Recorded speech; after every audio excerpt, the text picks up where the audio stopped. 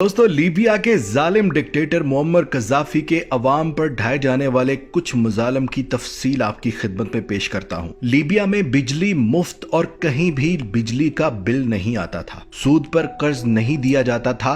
तमाम बैंक रियासत की मलकियत और 0% सूद पर कर्जे शहरियों को दिए जाते थे। अपना घर लीबिया में इंसान का बुनियादी हक समझा जाता था और उसके लिए हुकूमत शहरियों को मुकम्मल इमदाद फराहम करती थी। तमाम नए शादीशुदा जोड़ों को अपना नया घर बनाने की मद में हुकूमत $50,000 फराहम करती थी। पढ़ाई और इलाज की सहूलत तमाम शहरियों को बगैर पैसों के मुयस्सर होती थी और कज़ाफ़ी से पहले 25% लोग पढ़े लिखे थे, लेकिन बाद में 83% लोग तालीम के जेवर से आरास्ता हुए। किसानों को ज़रई आलात, बीज और ज़रई जमीन मुफ्त में फराहम की जाती थी। अगर किसी बाशिंदे को लीबिया में इलाज, मुआलजे या तालीम की सहूलत मुयस्सर न होती तो गवर्नमेंट बिना किसी खर्चे के बैरून मुल्क भिजवाने का इंतजाम करती थी। लीबिया में अगर कोई शख्स गाड़ी खरीदना चाहता तो हुकूमत 50% सब्सिडी देती थी। पेट्रोल की कीमत फी लीटर $0.14 थी। लीबिया पर कोई बैरूनी कर्जा नहीं था और लीबिया के कुल असासों की कीमत तकरीबन $150 अरब से भी ज्यादा थी, जिस पर आज मगरबी मुमालिक का कब्जा है। अगर कोई शख्स ग्रेजुएशन के बाद भी कोई नौकरी हासिल नहीं कर पाता था तो हुकूमत उसे तालीमी इस्तिदाद के मुताबिक मुफ्त तनख्वाह अदा करती जब तक कि उसे कोई नौकरी न मिल जाए। मुल्क के तेल से हासिल होने वाली आमदनी का एक मखसूस हिस्सा तमाम लीबियाई बाशिंदों के बैंक अकाउंट्स में जमा करवाया जाता था। माँ को हर बच्चे की पैदाइश पर $5,000 हुकूमत अदा करती थी।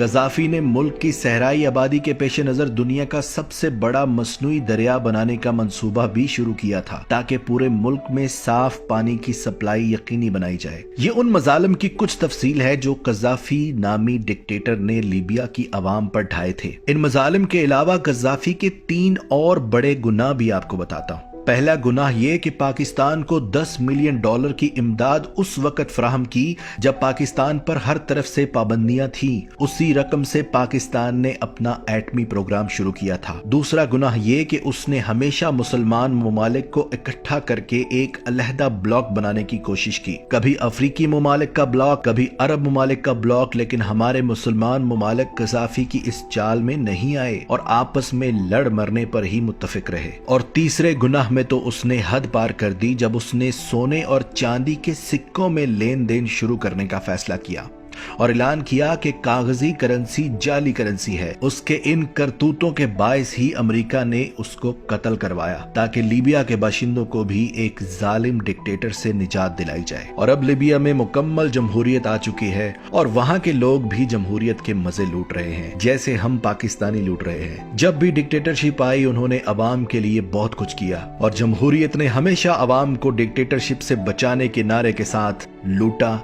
और सिर्फ लूटा। ये मेरे एक बहुत ही प्यारे दोस्त हाजी सुल्तान अहमद का तज्जिया है। मेरी दुआ है कि अल्लाह पाक पाकिस्तान में इस्लामी जमहूरियत नाफिज करे जिसमें सही मानों में अवाम की खिदमत हो सके। पाकिस्तान जिंदाबाद।